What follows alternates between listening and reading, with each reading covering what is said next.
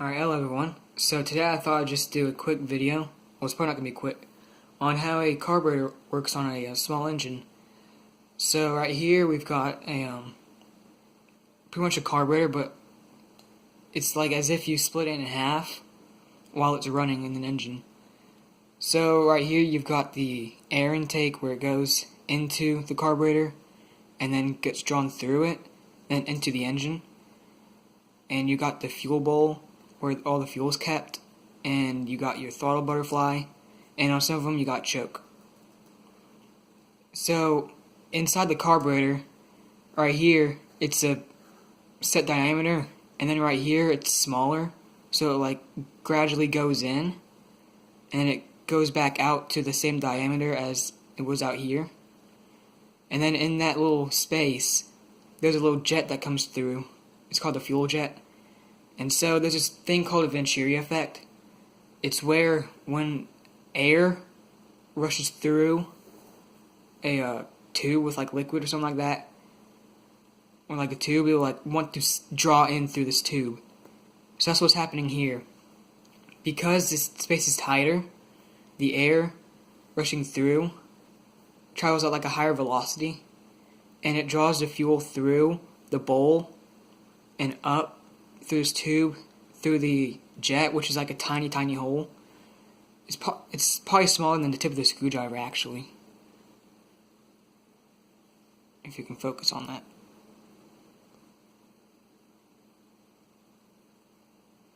Alright, whatever. So it's a tiny little hole, right?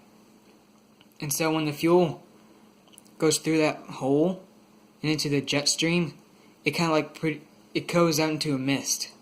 So that mist goes through the carburetor and into the engine. That's pretty much how it works. But you got this throttle butterfly right here, and that regulates how much air can go through the carburetor. And since this works on air pressure and all that, when this throttle butterfly is closed off, less air can go through the carburetor and into the engine, and thus less fuel will be drawn through. So it'll make the engine rev slower.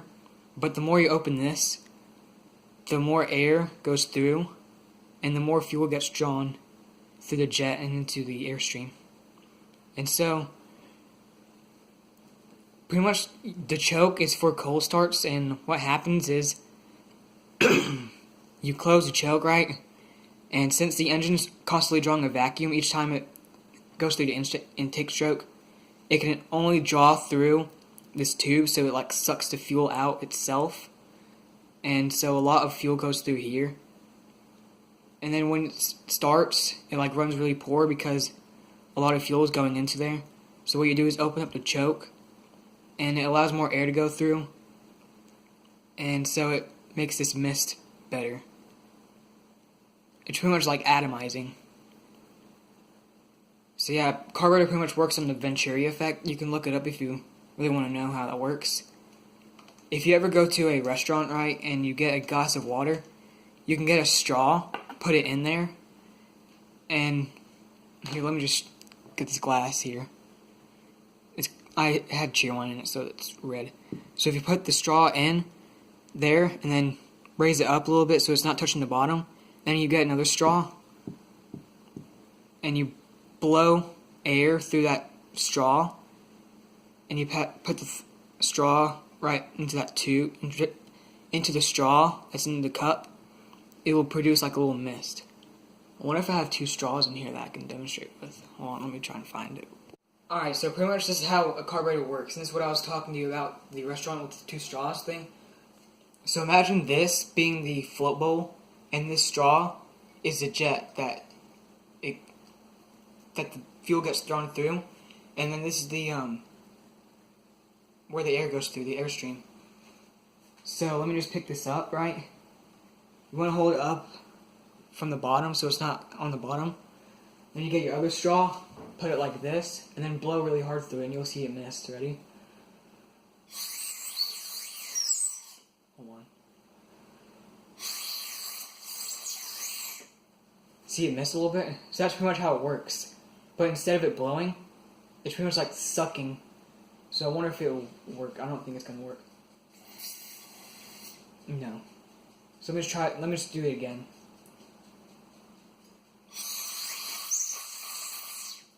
See that? Now imagine that being fuel going through the carburetor and into the engine. That would work pretty nice.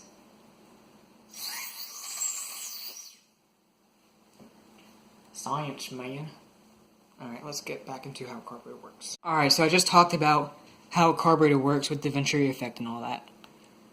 Whatever. But what happens when the fuel gets drawn through and the fuel level in the bowl drops too low to where it can't suck up anymore? Well, that's where a needle and seat system comes to play. And a float. So I've drawn one here.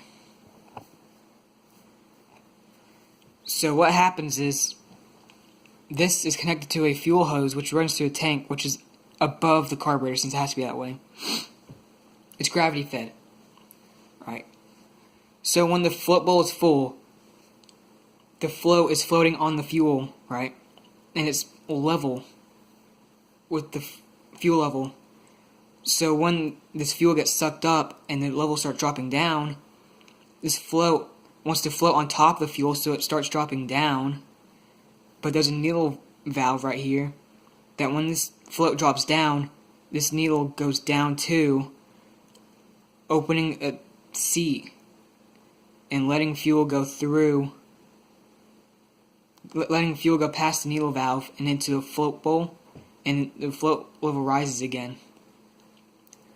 So I've pretty much drawn a needle valve working right here. So this one will be if the float bowl is full. Focus.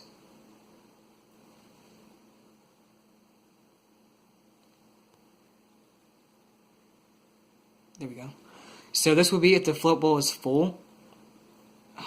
This thing does not like the focus, does it?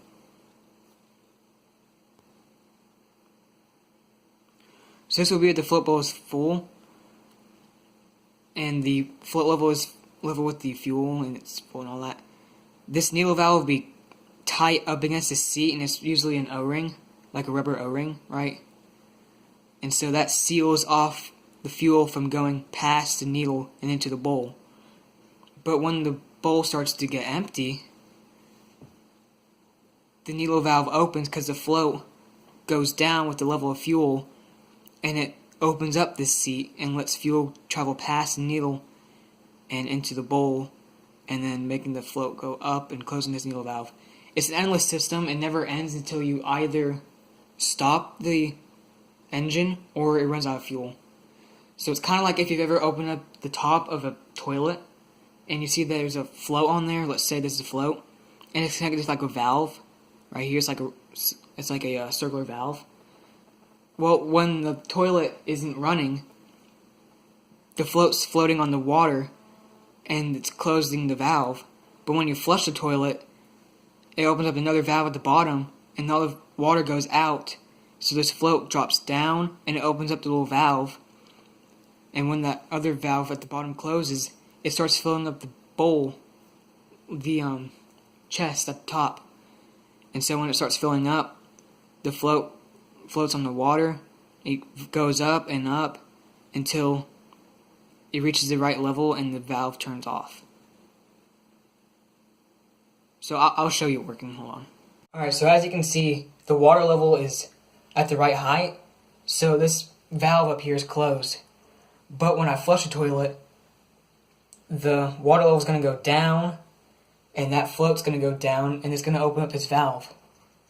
And then once the water level rises back up again, this float will go up and it will close the valve. So this is what happens.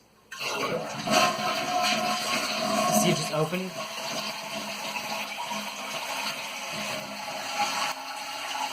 It's going to take a while, but... So that right there is filling up this bowl, and then once the water level rises up farther enough, it'll make this float on the water, and it'll go up and close this valve, like that.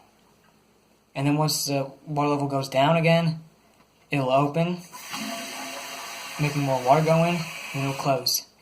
So this is like how a carburetor works. So if the fuel level in the bowl goes down, this float goes down, opens up the needle valve, and lets fuel go in. And once that fuel goes back up, it closes up. And it just keeps on going like that. Get it? I hope you do. Alright, let's get back to explanation. Alright, so one problem I had to overcome in making my vertical shaft lawnmower engine into a horizontal shaft engine is the carburetor, because it uses a float system and it's gravity fed and all that. It'll only work like this. It won't work being on the side. It can only work like this. Well, I mean, it can be tilted a little bit, but it has to be straight up and down. So the original way it was mounted onto the head was, imagine the shaft being vertical, right? And it was mounted to the head like this. But if I was to make the shaft horizontal, this carburetor would be flipped like this, and it wouldn't work because this float bowl has to be on the bottom in order for it to work properly, and it's not on the bottom. It would just leak out and not work. So what I tried doing a couple times was making a wooden adapter that would turn it from being like this to being like this, but that was never going to work. So an idea popped into my mind to just take this whole bottom part apart and put a hose right onto the suction, right onto the draw-in port of the carburetor, and then just put a bottle on the side that the hose connects to, and it can just draw from that bottle. So that's what I did, and it actually worked. So as you can see here, I've got the carburetor right, and imagine there's a bowl on it. I just took the bowl out, took the float off and everything and all that, and I just shoved a piece of hose onto this tube, put a hose clamp onto there, and made a little adapter to go into this clear hose and into a bottle. And then I fill this bottle with fuel, and it draws fuel through the bottle from this hose up into this port and into the jet. You can see the jet in here. Sorry, it's zoomed in. See that thing coming up right there? Let me turn the flashlight on.